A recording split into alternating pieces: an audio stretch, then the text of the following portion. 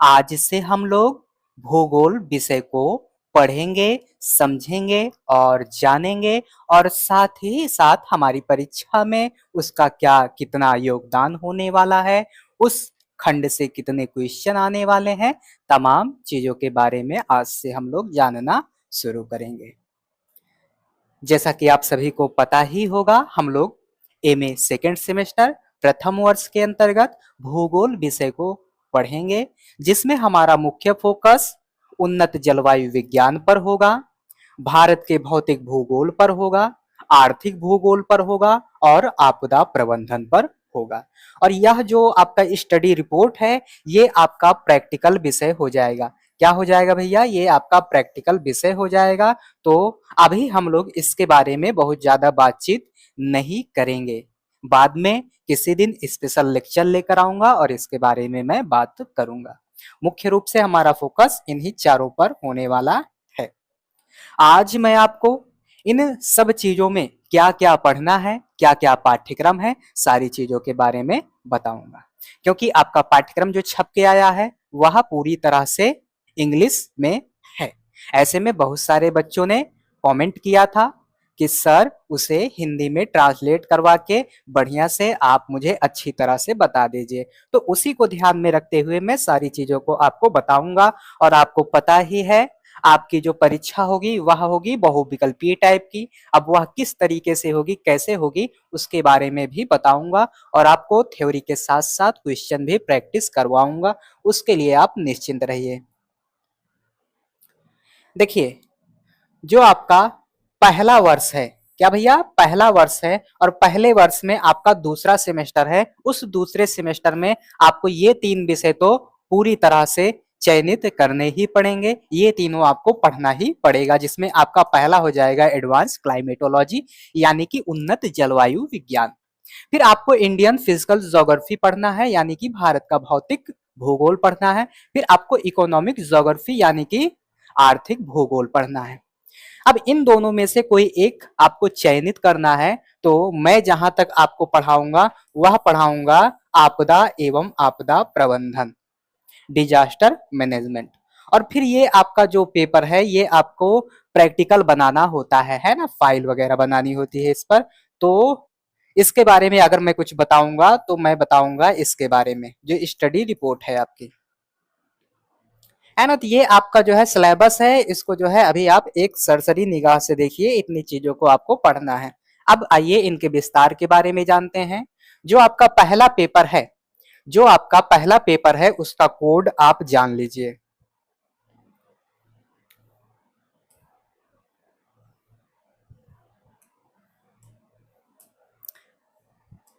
जो आपका पहला पेपर है उसका आप कोड जान लीजिए, यही कोड है। और आपके पहले पेपर का नाम है उन्नत जलवायु विज्ञान। इस उन्नत जलवायु विज्ञान के अंतर्गत जो आप पहली इकाई में पढ़ोगे, उसमें आप पढ़ोगे जलवायु विज्ञान की प्रकृति और कार्य क्षेत्र को। जलवायु विज्ञान की प्रकृति कैसी है, उसका कार्य क्षेत्र वगैरह कैसा है, इन सब चीजों के बारे में आप यहाँ पर पढ़ोगे। मौसम विज्ञान के साथ साथ इनका क्या संबंध है ये भी आप पढ़ोगे। फिर उसके बाद आपको वायुमंडलीय संरचना और संगठन के बारे में जानना होगा। सौर विकिरण क्या है इसके बारे में आपको पता करना होगा। पृथ्वी का ताप संतुलन क्या है इसके बारे में आपको जानना होगा, इसके बारे में आपको पढ़ना होगा। और हाँ, जैसे यहाँ से तो मैं चर्चाएं कराऊंगा ही, लेकिन जिसके पास व्यवस्था बन रही होगी किताब वगैरह की या कहीं से लेक्चर वगैरह की, तो जल्दी जल्दी से इन सब चीजों को सर्च करके अपना यूट्यूब वगैरह से, गूगल वगैरह से या कहीं से भी किताबों वगैरह के माध्यम से जल्दी जल्दी से इन्हें पढ़ के कंप्लीट कर डालिए। फिर आपको तापमान का वितरण पढ़ना होगा, सामयिक, ऊर्ध्वाधर और क्षैतिज। फिर ग्रीन हाउस प्रभाव, ग्रीन हाउस प्रभाव वगैरह से आपका क्वेश्चन पूछ लिया जाता है ना। ग्रीन हाउस वगैरह से आपका क्वेश्चन पूछ लिया जाता है। फिर पहले पेपर के दूसरे यूनिट में आपको वायुमंडलीय संतुलन, स्थिरता और अस्थिरता, संभावित तापमान और वाष्पोत्सर्जन के बारे में पढ़ना है ना। वायुमंडलीय स्थिरता और अस्थिरता से कभी कभी क्वेश्चन पूछ लिया जाता है। वायुमंडलीय दबाव और हवाओं का जो विकिरण है, वितरण, इसके बारे में आपको जानना है। जेट स्ट्रीम, जो ये जेट स्ट्रीम है, इसके बारे में भी, इससे संबंधित भी क्वेश्चन कभी कभी पूछ लेता है, तो आपको अच्छे से तैयार करके जाना है। इनकी उत्पत्ति, प्रकार, वितरण, और आपको फिर मानसूनी हवाओं के बारे में जानना होगा। ये आपका सिलेबस है, एक बार आप इसे ऐसे सरसरी निगाह से देखते चलिए मेरे साथ साथ, फिर आगे मैं इनसे संबंधित क्वेश्चन, थ्योरी और भी जो हो सकेगा वो सारी चीजें मैं कराऊंगा, यहीं से कराऊंगा, इसी यूट्यूब चैनल के माध्यम से कराऊंगा। आपको पहले पेपर के तीसरे यूनिट में देखना होगा कि जलवायु संबंधित जो घटनाएं होती हैं, वायु राशियां, वायु राशियों से भी क्वेश्चन आपसे पूछ लिया जाता है ना। फिर उसके बाद फ्रंट, उत्पत्ति, विकास, वर्गीकरण वगैरह वगैरह, ये सारी चीजें आपको पढ़ना ही है। फिर भैया आप पढ़ोगे यहाँ पर चक्रवात और प्रति चक्रवात, यहाँ से भी आपके क्वेश्चन पूछ लिए जाते हैं, है ना, यहाँ से भी आपके क्वेश्चन पूछ लिए जाते हैं। वैश्विक ताप वृद्धि वगैरह आपको पढ़ना है। फिर पहले पेपर का जो चौथा यूनिट है, लास्ट इकाई है, उसमें भी आपको जलवायु का वर्गीकरण करना होगा, और कोपेन, थॉर्नथ्वेट, इनका वर्गीकरण आपसे पूछता है। ये आपके जरूरी हो जाएंगे, बहुत ज्यादा जरूरी हो जाएंगे, यहां से भी क्वेश्चन पूछे जाते हैं। फिर प्रत्येक वर्गीकरण का एक आलोचनात्मक मूल्यांकन, कभी कभी जो है पहले जब लिखवाता था, लिखित पेपर होता था, तो वहां आलोचनात्मक पहलू पूछता था, लेकिन अब परीक्षा का पैटर्न बदल चुका है, बहुविकल्पी आ गया है, तो क्वेश्चन का दायरा, क्षेत्र और प्रकृति कुछ अलग हो सकता है, जिसके बारे में आगे मैं विस्तार से बताने वाला हूं। विश्व जलवायु, विश्व जलवायु के बारे में थोड़ी बहुत जानकारी आपको लेना है ना। उष्ण कटिबंधीय, समशीतोष्ण, रेगिस्तानी और जलवायु संबंधित जानकारी की व्याख्या और सृजन। फिर मिट्टी गतिविधियां। अब ये जो आपका पहला पेपर है, ये आपके तीसरे पेपर में भी बहुत सारा भूमिका निभाएगा, और जो ये पहला, दूसरा, तीसरा पेपर है, यही आपके चौथे पेपर के रूप में, है ना कहीं चीजें एक दूसरे से जुड़ी हुई होंगी। क्या मैं कह रहा हूं, फिर से सुनो एक बार, कहीं ना कहीं जो आप पहले पेपर में पढ़ोगे वो दूसरे में काम आएगा, जो आप दूसरे में पढ़ोगे वह आपके तीसरे, और जो तीसरे में पढ़ोगे सब कुछ मिला के चौथे में, यानी कि जो भी आप पढ़ोगे हर जगह काम आने वाला ही है। और यहां से जो चीजें आपको मिलेंगी उससे आप कंपटीशन वगैरह सब कुछ दे सकते हैं। आप तमाम सीरीज, तमाम गाइड वगैरह पढ़ते होंगे, उसके सहारे आप कंपटीशन नहीं दे सकते, लेकिन यहां से जो आपको चर्चाएं दी जाएंगी, जो क्लासें दी जाएंगी, उसके सहारे आप क्या कर सकते हो भैया, कंपटीशन वगैरह सब कुछ दे सकते हो, है ना। तो ये पहले पेपर का क्या था भैया, सिलेबस था। प्रथम प्रश्न पत्र का सिलेबस ये था। आप इसे बढ़िया से उतार लीजिए, लिख लीजिए, जो भी करना है वो कर लीजिए, फिर उसके बाद एक एक करके सर्च कर करके पढ़ते चलिए। फिर जो आपका दूसरा पेपर है भैया, उसका कोड आप देखते चलिए। कोड जरूरी है, क्या भैया, कोड जरूरी है। और ये सिलेबस वगैरह किसके लिए है, तो जो एमए सेकंड सेमेस्टर में है उनके लिए, खासकर जो ये अपना अवध विश्वविद्यालय है ना, हाँ, डॉक्टर राम मनोहर लोहिया करके है, यहाँ वाले के लिए ये चर्चाएं हैं, लेकिन और लोगों के भी अगर काम आ जाए तो उनके लिए भी है, तो आप टेंशन नहीं लीजिएगा। फिर इसमें आपको भारत का भौतिक भूगोल पढ़ना है।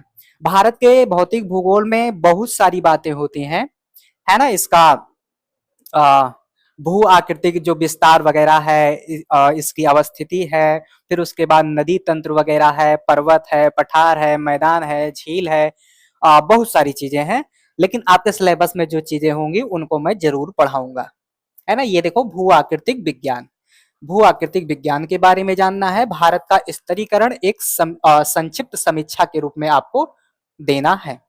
और ये देखो, भारत का भू आकृतिक विभाजन, भारत के भू आकृतिक विभाजन के बारे में आपको जानकारी लेना है। फिर आपसे कहा जा रहा है कि भैया प्रायद्वीपीय जो मैदान है इसके बारे में बताइए, और उसके बाद ये देखो संरचना वगैरह और भी तमाम चीजें आपको पढ़ना है। जल्दी जल्दी से इसे देखिए और नोट करिए, है ना, कभी कभी यहां से भी क्वेश्चन पूछ लेता है। और फिर उसके बाद भारत गंगा का मैदान विकास, है ना, तो गंगा घाटी जो मैदान है इसका विकास वगैरह, और जो पूर्वी और पश्चिमी तट है इसके बारे में भी कभी कभी क्वेश्चन पूछ लेता है। तो ये सारी चीजें आप देख सकते हो, है ना। जल निकासी प्रणाली, इसमें आपको प्रायद्वीपीय नदियां पढ़ना होगा, और जो हिमालय वगैरह से निकलने वाली नदियां या उत्तर भारत की नदियां हैं उनको पढ़ना होगा, है ना। और यहाँ देखो इंडो ब्रह्म सिद्धांत आपको पढ़ना है, इसका आलोचनात्मक पहलू आपको दर्शाना है। फिर गंगा नदी तंत्र आपको पढ़ना है, कभी कभी जो है गंगा नदी तंत्र से क्वेश्चन पूछ लेता है। प्रायद्वीपीय नदी, ये देखो मैंने बताया, ये भी पूछा जाता है। गोदावरी हो गया, हिमालय और प्रायद्वीपीय नदियों के बीच जल निकासी का जो अंतर है वो भी आपसे पूछा जाता है।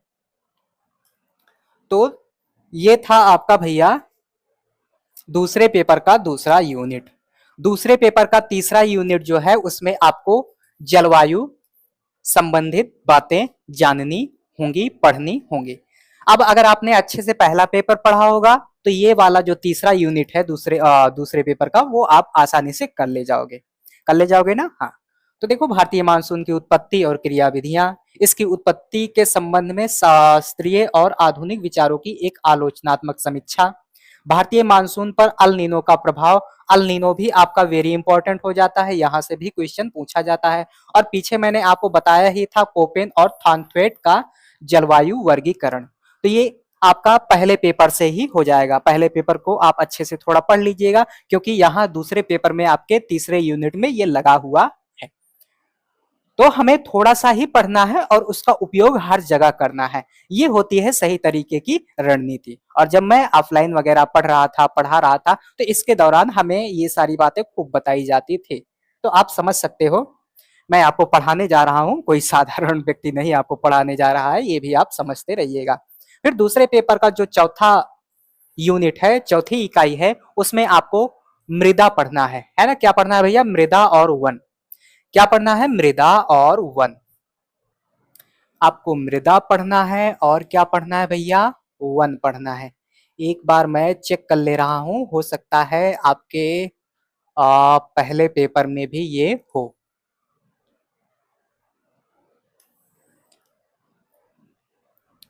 ये देखो, जो आपका पहला पेपर है उसमें भी दिया गया है मिट्टी, है ना। मिट्टी दिया गया है, कृषि गतिविधियां दिया गया है। तो आप समझ सकते हो कि जो आप एक जगह पढ़ोगे, यानी कि वो आगे भी आपको पढ़ना रहेगा, घुमा फिरा के सारी चीजें इधर उधर से आपके काम ही आने वाली हैं। और फिर उसके बाद आप देखोगे मृदा। मृदा अपरदन जो होता है उसकी क्या क्या समस्याएं हैं और उसके संरक्षण के क्या क्या उपाय हो सकते हैं। भारत में किस प्रकार की मिट्टी पाई जाती है ना।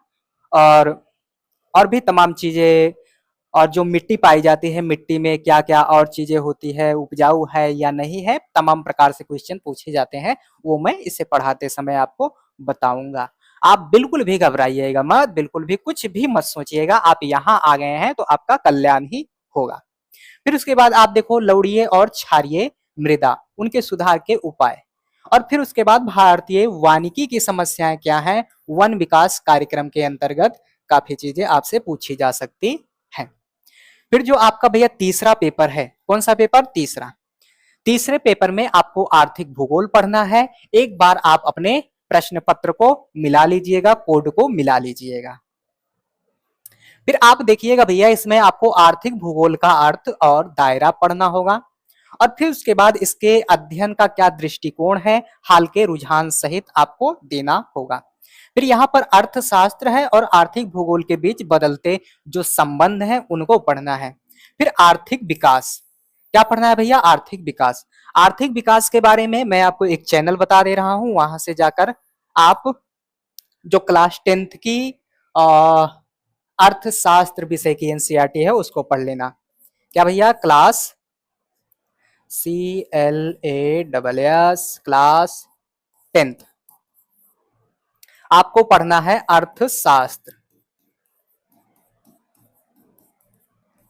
अर्थशास्त्र में क्या पढ़ लेना है? एनसीईआरटी। एनसीईआरटी जो क्लास 10th की अर्थशास्त्र विषय की एनसीईआरटी है उसको आप पढ़ लेना। एक चैनल मैं बता दे रहा हूं, चैनल का नाम है नीरज IAS, NEERAJIAS। इस पर जाओगे आप तो इस नाम से आपको एनसीईआरटी पढ़ी होगी। 3 से 4 घंटे में पूरी एनसीईआरटी को निपटा दिया गया है। वहां से आप इसे कंप्लीट कर लेना, क्योंकि जब आप इस एनसीईआरटी को कंप्लीट करोगे तो आपको आर्थिक विकास समझ में आ जाएगा, और आर्थिक विकास के साथ साथ आपको और भी कई सारी चीजें समझ में आ जाएंगी। तो ये आपको तीसरे पेपर में पढ़ना है। और इसी एनसीईआरटी से आपका जो ये आर्थिक गतिविधियां हैं, चाहे प्राथमिक हो गया, द्वितीयक हो गया, तृतीयक हो गया, और इनकी क्या विशेषताएं हैं, ये सब कुछ आपका उसी एनसीईआरटी से कंप्लीट हो जाएगा। यहाँ तक कि जो ये विनिर्माण गतिविधियां हैं, इनका महत्व वगैरह, ये भी आपका कंप्लीट हो जाएगा उसी एनसीईआरटी से। अगर आप जल्दी में हैं, है ना, जल्दी से चीजों को कंप्लीट करना चाहते हैं, तो आप तुरंत चले जाइए इस चैनल पर, आपको ऐसी चर्चाएं मिल जाएंगी। और जल्द ही इस चैनल पर आपको ये वाली किताब पढ़ाई जाएगी। क्या पढ़ाई जाएगी भैया? ये वाली किताब। ये वाली किताब अगर आप पढ़ लेते हो तो इसमें आपको जो भारत वाला भूगोल है, जो दूसरा पेपर है, उसमें तो काम आएगा ही, क्योंकि भारत की स्थिति और इसका भू आकृतिक विभाजन, अपवाह तंत्र वगैरह, ये आपके सिलेबस में लगा हुआ है। जलवायु आपके सिलेबस में लगा हुआ है, मृदा आपके सिलेबस में है ही, है ना। तो आपके कई सारे डाउट और बहुत सारी चीजें कंप्लीट हो जाएंगी। तो आप इस चैनल पे जाके ये वाली एनसीईआरटी कंप्लीट कर सकते हैं, जल्द ही शुरू होने वाली है। फिर उसके बाद तीसरे पेपर का जो दूसरा यूनिट है, उसमें आपको आर्थिक गतिविधियां, जिसमें आपको प्राइमरी, है ना, प्राइमरी, द्वितीयक, और इधर जो है टर्शियरी यानी कि तृतीयक आर्थिक गतिविधियों की विशेषताएं और उनका महत्व पढ़ना होगा। फिर कृषि प्रणाली का जो वर्गीकरण है, इधर आपको जो व्हिटलसी है, इनका वर्गीकरण, और वान थुनेन का कृषि स्थान निर्धारण मॉडल आपको जानना होगा। फिर इसमें जो आपका तीसरा यूनिट है, इसमें आपको विनिर्माण यानी कि जो द्वितीयक गतिविधियां होती हैं, उनको जो है विनिर्माण के नाम से जाना जाता है। तो उससे संबंधित चीजें आपको पढ़ना पड़ेगा, और उसके अंदर महत्व, प्रकार और औद्योगिक स्थान निर्धारण के कारकों के बारे में आपको बताना होगा। फिर उसके बाद आपको लौह इस्पात, सूती वस्त्र उद्योग, औद्योगिक स्थान निर्धारण के सिद्धांत, जिसमें आपको वेबर और स्मिथ के मॉडलों का वर्णन करना होगा, इनके बारे में पढ़ के जाना होगा। फिर तीसरे पेपर का जो आपका चौथा लास्ट यूनिट है, उसमें आपको संसाधनों के बारे में जानना होगा। अगर आपने एमए प्रथम सेमेस्टर में संसाधन वाले पार्ट को पढ़ा होगा, तो ये सब आपको आसानी से समझ में आ जाएगा, है ना। इसमें आपको ऊर्जा संसाधन पढ़ना है, ऊर्जा में आपको पारंपरिक और गैर पारंपरिक पढ़ना है। फिर अंतरराष्ट्रीय व्यापार, और उसके बाद ये सारी बातें आपको पढ़ना है। फिर आपको जो चौथे पेपर के रूप में मैं पढ़ाऊंगा, उसमें से मैं आपको पढ़ाऊंगा आपदा प्रबंधन। क्या पढ़ाऊंगा? आपदा प्रबंधन यानी कि डिजास्टर मैनेजमेंट। इसमें पहले यूनिट में आप पढ़ोगे आपदा क्या है, उसका अर्थ क्या है, उसकी अवधारणा क्या है, खतरा, जोखिम और भेद्यता क्या है, आपदा का प्रबंधन कैसे किया जाए, पौधे के माध्यम से, पर्यावरण के माध्यम से आपको दर्शाना होगा कि इसके माध्यम से किस तरह से क्या किया जा सकता है, आपदा को रोका जा सकता है। आपदाओं के अनेक प्रकार हो सकते हैं, लेकिन हम लोग अगर सही तरीके से पढ़े तो प्राकृतिक और मानव जनित आपदा हो जाएगी। इसके अंदर भी कई इसके विभाजन होंगे, कई रूपों में ये बटेगा, इसके बारे में मैं आगे बताऊंगा। आपदा का विभिन्न सामाजिक समूहों पर क्या प्रभाव पड़ता है? देखो, विभिन्न सामाजिक समूहों पर क्या प्रभाव पड़ता है, गरीबी और भेद्यता, इसके जरिए कैसे क्या होता है, ये सारी चीजें मैं बताऊंगा। आपदा प्रबंधन, रोकथाम, कैसे रोका जाए, तैयारी और समन क्या हो सकता है। चौथे पेपर का दूसरा यूनिट, इसमें आपको जो आपदा है उसका वर्गीकरण करना होगा। प्राकृतिक आपदाएं, प्राकृतिक आपदाओं में आप पढ़ोगे भूकंप, बाढ़, सूखा, ग्लोबल वार्मिंग। ग्लोबल वार्मिंग से आप यकीन मानना क्वेश्चन हो सकता है आपसे पूछ ले, और ग्लोबल वार्मिंग से जो है आपके पहले पेपर में भी क्वेश्चन रख सकता है, और तीसरे पेपर में भी क्वेश्चन रख सकता है, और यहाँ आपको देख ही सकते हैं। तो यानी कि ग्लोबल वार्मिंग को आपको पढ़ के ही जाना है, आपके किसी न किसी पेपर में काम आ जाएगा। क्या भैया? किसी न किसी पेपर में ग्लोबल वार्मिंग जरूर से जरूर आएगा, तो इसलिए इसे तो बिल्कुल भी मत छोड़ना, एक क्वेश्चन आपके पक्के हो गए। कारण, परिणाम और निवारण, भारत से प्राकृतिक आपदाओं के उदाहरण, यानी कि भारत में जो प्राकृतिक आपदाएं हैं उनके कुछ उदाहरण आपसे पूछे जा सकते हैं।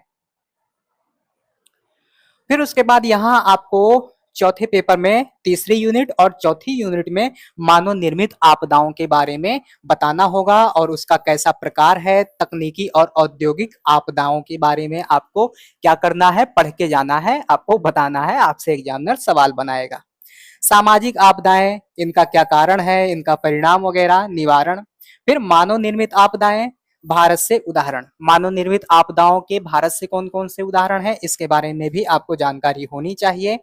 फिर भैया चौथे यूनिट के रूप में आप पढ़ोगे आपदा प्रबंधन, राहत एवं प्रतिक्रिया, पुनर्निर्माण एवं पुनर्वास, आपदा से बचाव की क्या क्या रणनीतियां हो सकती हैं, उन रणनीतियों के क्या क्या प्रकार हो सकते हैं, आपदा प्रबंधन में सूचना का क्या महत्व होता है, रिमोट सेंसिंग और GIS का महत्व आपको बताना है। फिर आपदा प्रबंधन के संबंध में योजना बनाना, ये आपको जानना पड़ेगा। तो ये मैं और भी विस्तार से पढ़ाऊंगा, मेरे पास जो है कंटेंट भर भर के रखा हुआ है, मैं आपको बताऊंगा। तो ये था हिंदी में, है ना। आपका जो ये सिलेबस छप के आया है वो पूरी तरह से इंग्लिश में दिया हुआ है, तो मैंने उसे हिंदी में ट्रांसलेट करवा के बढ़िया से आपके सामने रख दिया। अब जो इसे इंग्लिश में ही देखना चाहते हैं वो देख सकते हैं, है ना। ये आपका पहला पेपर हो गया, है ना, पहला पेपर एडवांस क्लाइमेटोलॉजी, ये आप देख लीजिए एक बार। ये आपका दूसरा पेपर हो गया इंडियन फिजिकल ज्योग्राफी, ये भी आप देख लीजिए एक बार, स्क्रीनशॉट ले लीजिए। ये आपका हो गया भैया तीसरा पेपर, है ना, इकोनॉमिक ज्योग्राफी। फिर आपको इनमें से कोई एक चुनना है, एक हो गया ये जनरल भूगोल, तो इसके बारे में मैं आपको कुछ भी नहीं पढ़ाऊंगा, ये भी आप देख लीजिए, इसके बारे में मैं कुछ भी नहीं पढ़ाऊंगा। फिर आपका हो जाएगा डिजास्टर मैनेजमेंट, इसके बारे में मैं पढ़ाऊंगा, इसका भी स्क्रीनशॉट अगर लेना चाहो ले लो। फिर ये आपका क्या हो जाएगा भैया, ये आपका प्रैक्टिकल फाइल वाला हिस्सा हो जाएगा, इसके बारे में अभी कुछ भी नहीं बताऊंगा, बाद में जब बताना होगा तो मैं बताऊंगा। और भैया जो ये क्या बोलते हैं यहाँ पर स्नातक, स्नातक में आप देखोगे चौथे और छठे सेमेस्टर, परा स्नातक में MA MSc वगैरह वगैरह जो चतुर्थ सेमेस्टर हैं उनकी क्या हो रही है भैया, सब्जेक्ट ऑनलाइन वगैरह होना शुरू हो चुका है ना, उनका सब्जेक्ट ऑनलाइन वगैरह होना शुरू हो चुका है। तो अगर सब्जेक्ट ऑनलाइन होना शुरू हो चुका है तो जैसा कि आपके क्या कहते हैं इसे, आपके विश्वविद्यालय ने निर्देश दिया था कि अप्रैल माह के लास्ट में पेपर होने की संभावना है, तो इन लोगों का जो पेपर है वो अप्रैल के लास्ट या मई के शुरुआत में हो सकता है। और आपको पता होना चाहिए कि जो स्नातक द्वितीय एवं छठे सेमेस्टर के अभ्यर्थी हैं, विद्यार्थी हैं, उनका पेपर कैसा होगा भैया, उनका पेपर होगा बहुविकल्पीय टाइप का। एक बार फिर से नोट कीजिए, जो स्नातक द्वितीय एवं छठे सेमेस्टर के विद्यार्थी हैं, स्नातक द्वितीय एवं छठे सेमेस्टर के विद्यार्थी हैं, उनका पेपर होगा बहुविकल्पीय टाइप का। और जो स्नातक चौथे सेमेस्टर के हैं उनका पेपर कैसा होगा भैया, लिखित होगा। कैसा होगा, लिखित होगा। और जो आपका MA वगैरह है यानी कि परा स्नातक है, उसमें आपका द्वितीय सेमेस्टर और चौथा सेमेस्टर, इसकी भी परीक्षाएं कैसी होंगी भैया, बहुविकल्पी होंगी। कैसी होंगी, बहुविकल्पी होंगी। तो हम लोग किसको टारगेट कर रहे हैं भैया, सेकेंड सेमेस्टर को। तो आप समझ सकते हो आपकी परीक्षाएं कैसी रहेंगी, तो बहुविकल्पी टाइप की रहेंगी। समझ में आया, एक बार फिर से बताऊं, जो स्नातक है, स्नातक में चाहे द्वितीय सेमेस्टर हो गया और चाहे छठा सेमेस्टर हो गया, इन सब लोगों की परीक्षा बहुविकल्पीय टाइप की होगी। और जो स्नातक चौथा सेमेस्टर है उसको लिखित पेपर देना होगा, उसका पेपर लिखित होगा। आप जाते हो, आपका सेंटर जाता है तो आप वहां पहले लिख के आते थे, लेकिन आपको अब बदलते हुए इसके आधार पर करना होगा।